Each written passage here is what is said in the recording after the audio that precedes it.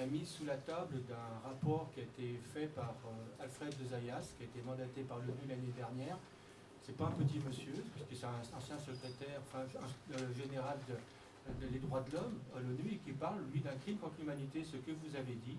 Il confirme ce que vous avez dit, et puis il parle d'une violation de l'article 7 du statut de Rome. Alors ça, c'est un premier point. Comment se fait-il que les médias et puis l'ONU ne fassent pas le relais, et les journalistes, puisqu'effectivement ils sont sur la sellette de ce type de rapport.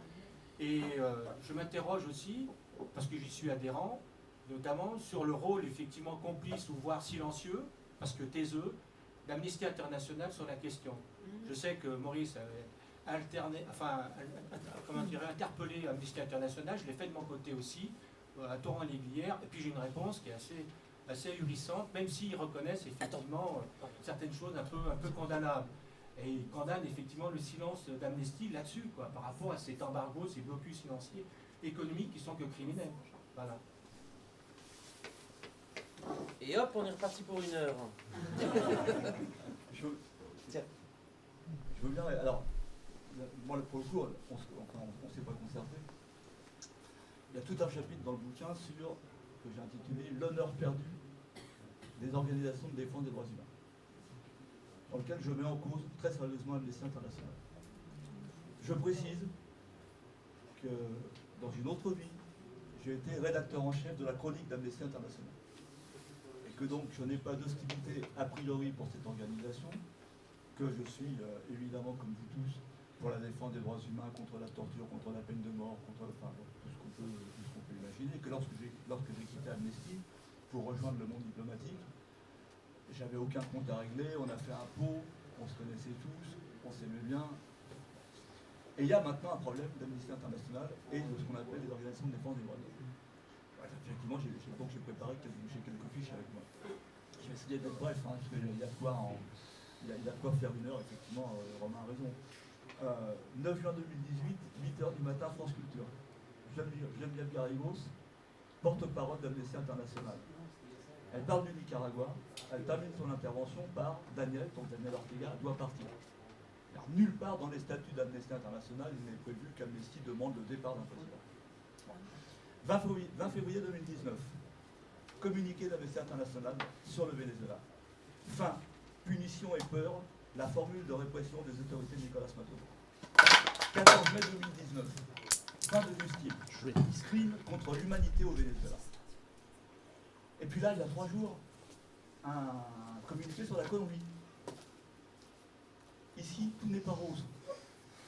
Vous avez parlé de la Colombie. La Colombie, en ce moment, il y a, alors je n'ai pas les chiffres en tête, il y a 340, depuis la signature des accords de paix, il y a 340 syndicalistes, militants, etc., qui ont été assassinés par les paramilitaires. Et Amnesty, tout n'est pas rose.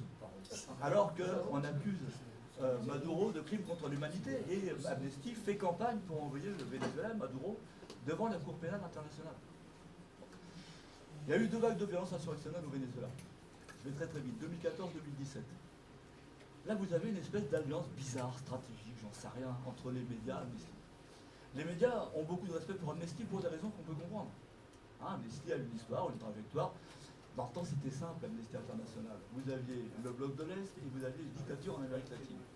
Donc Amnesty tapait à la fois sur l'Union soviétique ou sur les pays satellites et tapait sur les dictateurs latino-américains, et donc elle était neutre. Et puis bon, je veux dire, le bloc de l'Est n'existe plus, il n'y a plus de dictature, et maintenant c'est plus compliqué. Bon. Si on prend la violence insurrectionnelle en 2014 au Venezuela, c'est 43 victimes. Bon. À l'époque, déjà, Amnesty, comme les médias, implique le Venezuela dans la mort des 43 victimes. Ce qui est faux. Ce qui est faux. Vous avez, je vais très vite, vous avez dans les victimes 9 membres des forces de sécurité qui sont tués par balle. Il y en aura 7 en 2017. Vous avez, je crois que c'est 200 blessés par balle chez les policiers. Vous avez 6 personnes qui meurent à cause des barricades et des fils de fer. Alors, vous me demandez qu'est-ce que c'est cette histoire de fils de fer. Au Venezuela, les gens qui ont de l'argent ont une bagnole. Les secteurs populaires ont une moto. L'opposition a décrété, à l'époque de ces violences insurrectionnelles, que les motards vénézuéliens étaient dangereux parce qu'ils étaient chavistes, et que donc pour neutraliser les motards, il fallait tendre des fils métalliques en travers des avenues. Donc vous avez 6 personnes qui sont mortes décapitées. Ce n'est pas des victimes de Maduro. Amnesty ne l'a jamais dit. Les médias ne l'ont jamais dit. Vous avez 8 personnes assassinées alors qu'elles tentent de déblayer la voirie des barricades. Bon. Donc, il y a un vrai problème. Je peux reprendre le même truc, hein, je ne le fais pas, pour 2017. Hein, alors, il y a des bavures. Hein. Il y a des bavures policières, et là, pour le coup, Amnesty est dans son rôle en les dénonçant. Vous avez, par exemple, donc sur les 135 morts en 2017, il y a 10 victimes où on sait que c'est des forces de sécurité et des bavures. Avec 39 policiers détenus, inculpés ou recherchés. Hein, c'est-à-dire qu'on est dans un état de droit. Bon. Vous avez 7 membres des forces de l'ordre qui sont tués par balle, 21 qui sont blessés par arme à feu, 4 militants de chavistes assassinés. Vous avez, c'est en 2017, on attrape un chaviste dans j'allais dire un bronzé dans une manifestation en l'accusant d'être chaviste. Il avait une chemise rouge, il était noir, mais il avait une chemise rouge. Il était noir, il avait une chemise rouge. Donc, tout, bon. On le lynche, on l'arrose d'essence, on le brûle vif. Amnesty n'a jamais dénoncé. Vous avez 16 personnes qui meurent au cours de pillage.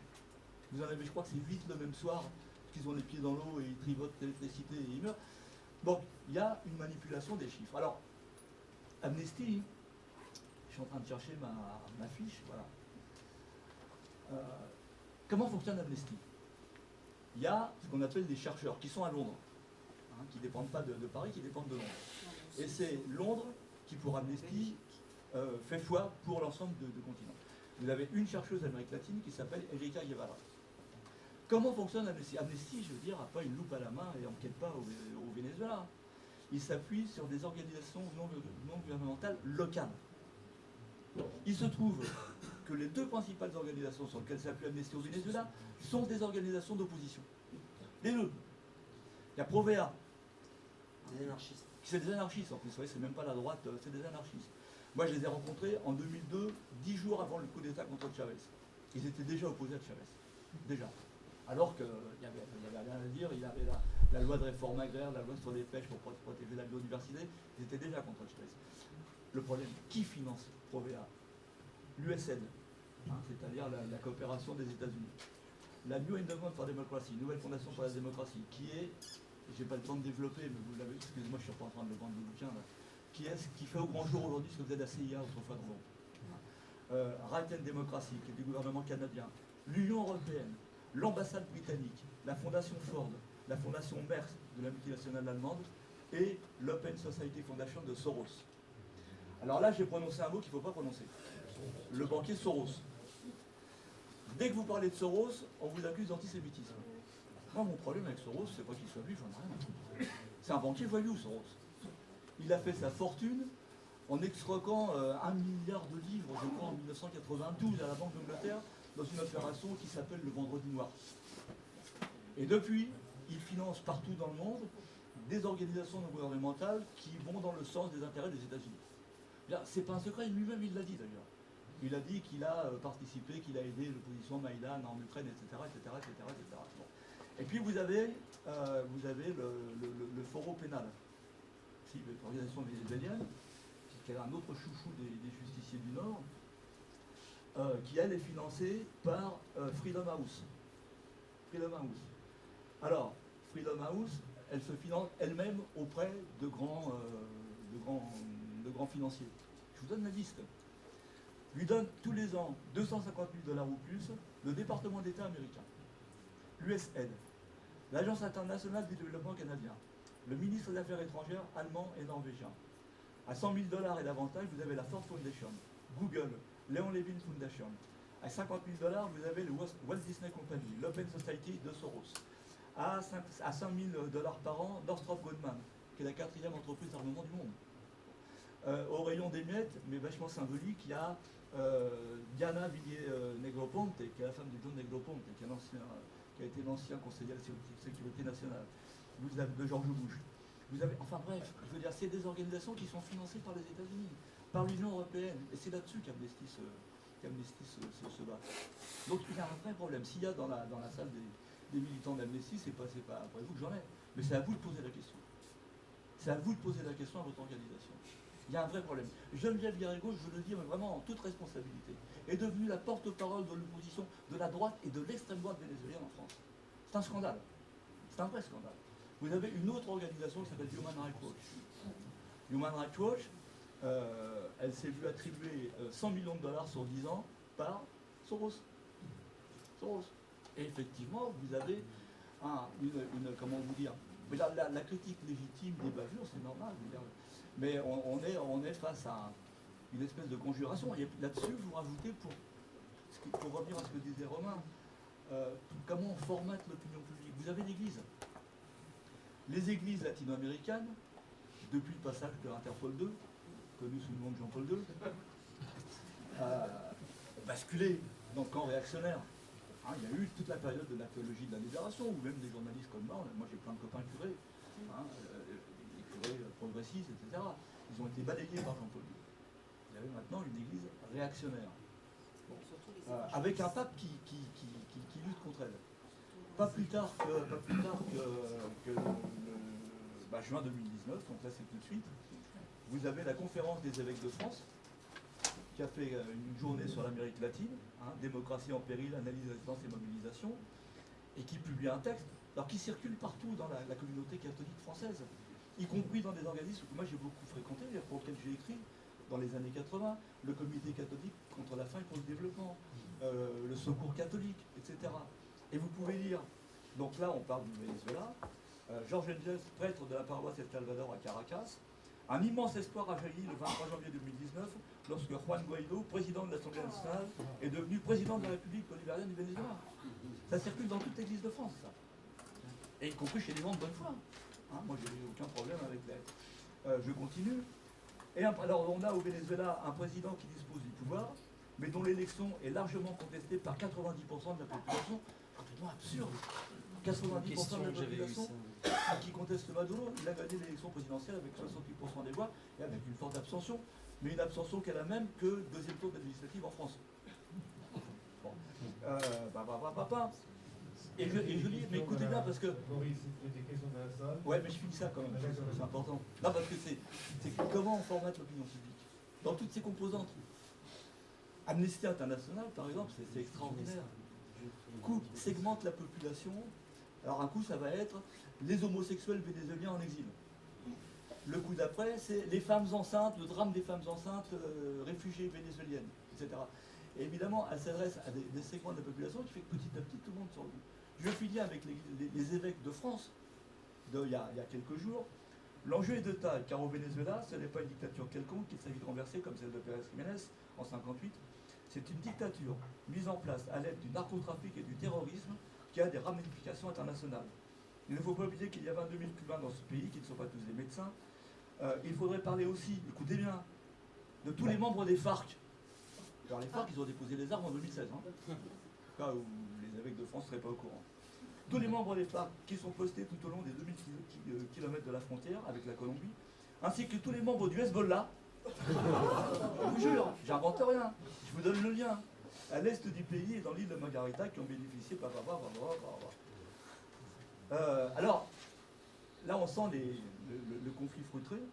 Dans l'avion qu'il ramenait vers Rome le 29 janvier, après les journées mondiales de la jeunesse, le pape François a mis en avant le dialogue nécessaire entre l'opposition et l'officialisme et s'est dit préoccupé par le risque que le sang coule au Venezuela. Ces bonnes intentions sont certainement louables, mais ne tiennent pas suffisamment compte des échecs des tentatives de négociation antérieures.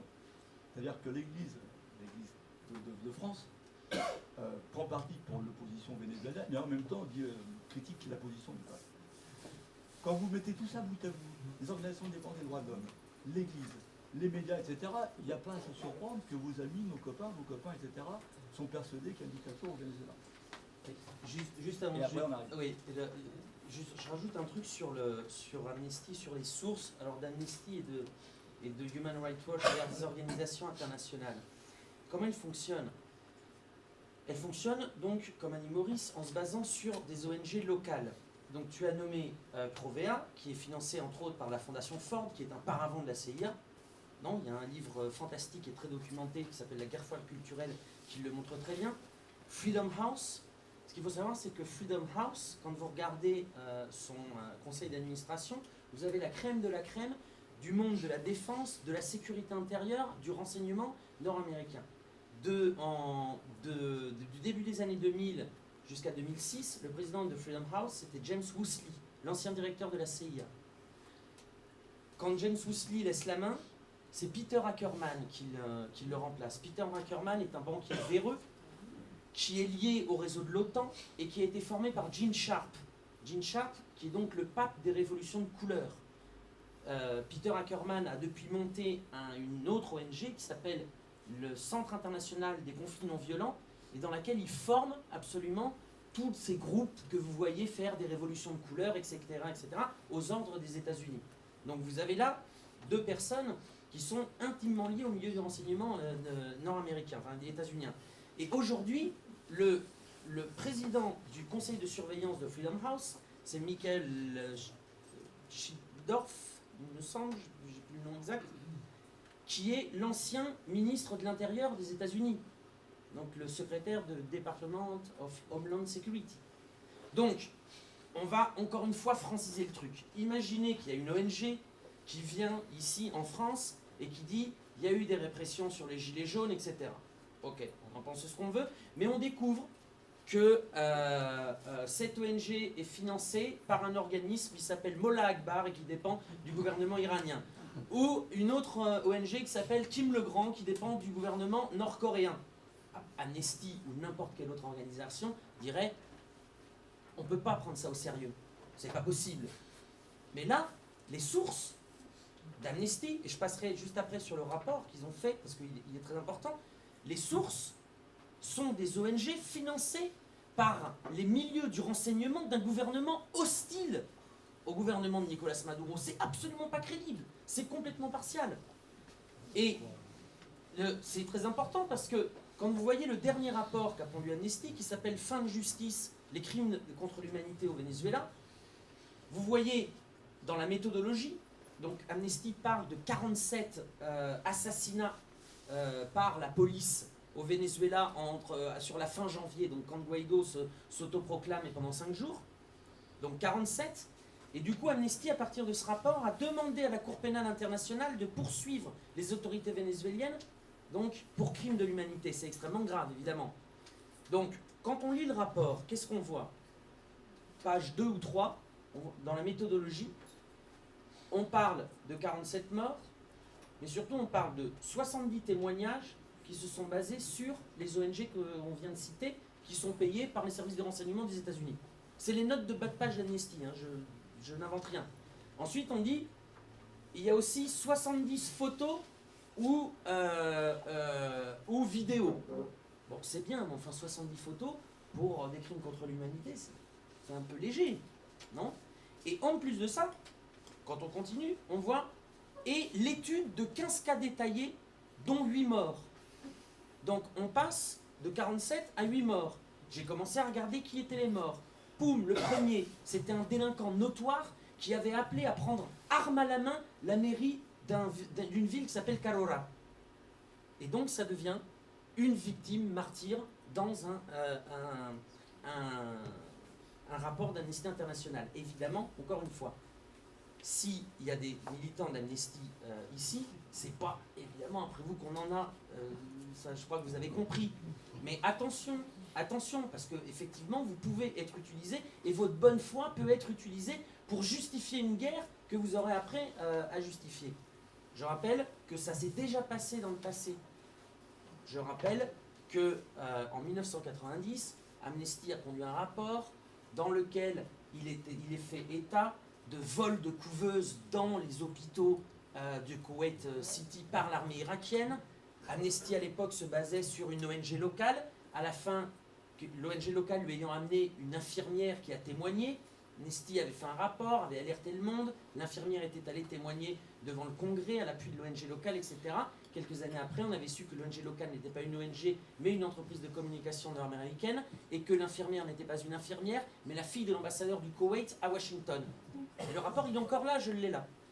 Donc, effectivement, il faut faire très attention, parce que même si les 7,5 millions de sympathisants ou donateurs d'Amnesty sont à 99,9999% des gens, évidemment très bien, qui se motivent pour la défense des droits de l'homme, le 0,00 et quelques pourcents qui restent, effectivement, a des desseins politiques qui sont néfastes et qui vont contre la démocratie. Voilà, c'est bon, j'ai fini.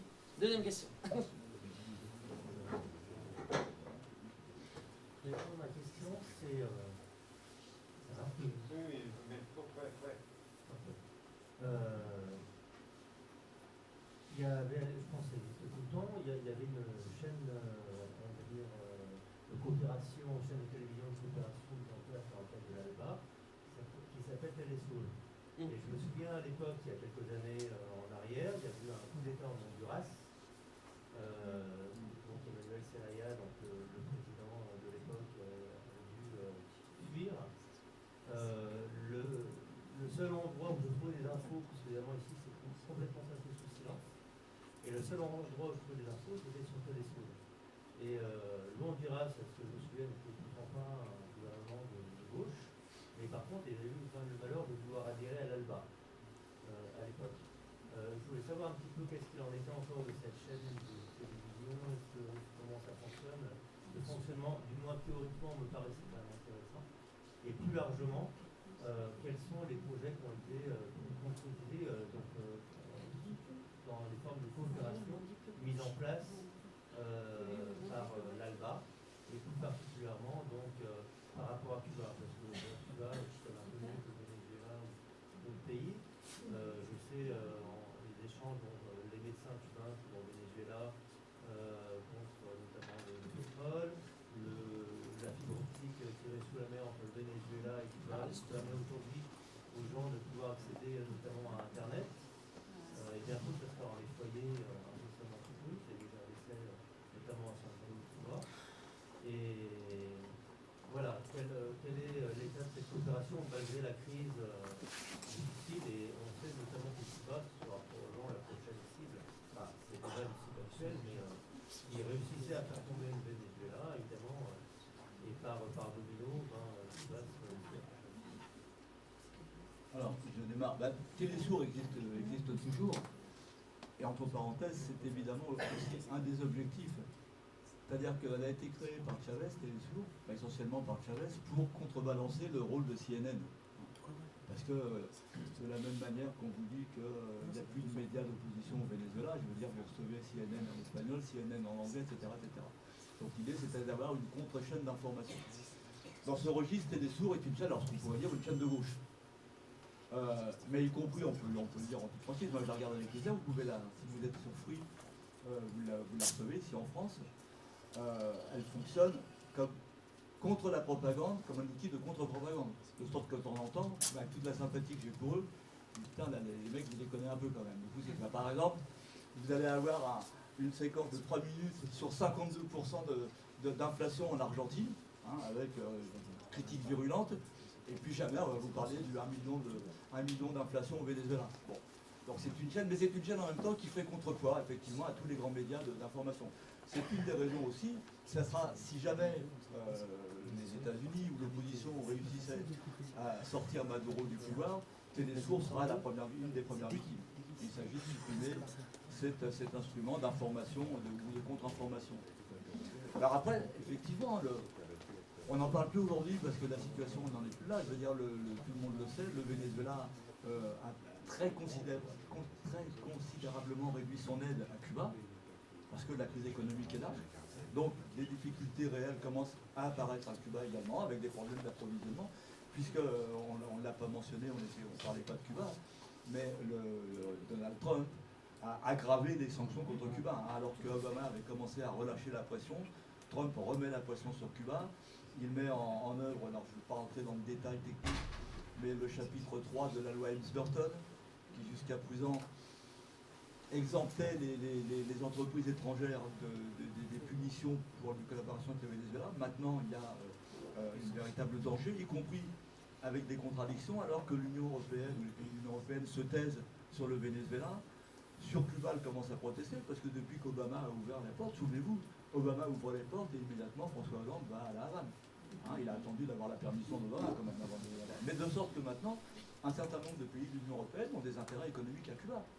Par exemple, si demain les États-Unis sanctionnent les entreprises qui collaborent avec certains secteurs du régime cubain, qui est-ce en ce moment qui est en train de refaire l'aéroport international de La Havane? C'est Bouygues. Oui. C'est Bouygues. Il y a un gros accord de coopération avec la compagnie générale maritime, etc., etc. L'Espagne rue dans les brancards parce que le secteur hôtelier espagnol est très important à Cuba. Et donc la question qui se pose, c'est est-ce que l'Union européenne, pour une fois, va avoir le courage de s'opposer à Trump? Bon, c'est ça le problème. On l'a vu, hein, moi dans ma vie, jamais j'ai défendu une banque. Enfin quand même, quand on voit les États-Unis infliger une amende de 9 milliards de dollars à la BNP Paribas parce qu'elle a effectué des transactions avec l'Iran et avec Cuba, et que nos gouvernements ne bougent pas un petit doigt, il y a quand même un vrai problème. Hein, y compris pour ceux qui seraient, qui sont pro-européens.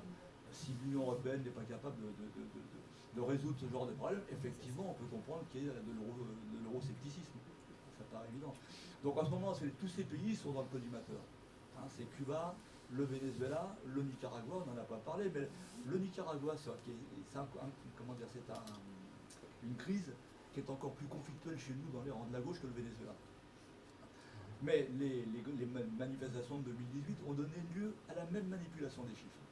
Hein, je ne vais pas plus loin. Attendez-vous à ce que bientôt, dans les semaines qui viennent, la Bolivie commence à être dans le collimateur. Parce qu'il va y avoir des élections présidentielles en Bolivie. Parce que Evo Morales se présente. L'opposition bolivienne est déjà en train de demander aux États-Unis d'empêcher Morales de se présenter. Donc, comprenez bien une chose, c'est que le Venezuela, d'accord, c'est un pays radical, il a fait une révolution, Chavez avait une grande gueule, Maduro, il a changé. Mais c'est pas uniquement ça. C'est tous les gouvernements en décalage par rapport aux intérêts des États-Unis qui ont été touchés. Le Venezuela, c'est pas le premier. Coup d'État contre Chavez en 2002. Déstabilisation économique au Venezuela, décembre 2002, janvier 2003. Renversement de Jean-Bertrand Aristide en Haïti en 2004. Tentative de renversement d'Evo Morales en 2008 en Bolivie. Renversement de Manuel Zelaya, vous l'avez évoqué, en 2009 au Honduras, président de centre-gauche. Tentative de renversement de Rafael Correa en 2010 en Équateur, le 30 juin. Ça échoue. Mais ça réussit en 2012 au Paraguay avec Fernando Lugo, l'évêque des pauvres, qui n'était pas un radical, qui était un réformiste. La cerise sur le gâteau, le renversement parlementaire de Dilma Rousseff. C'est un coup d'État. C'est un coup d'État. Le motif qui a été invoqué ne tient pas la route. Hein.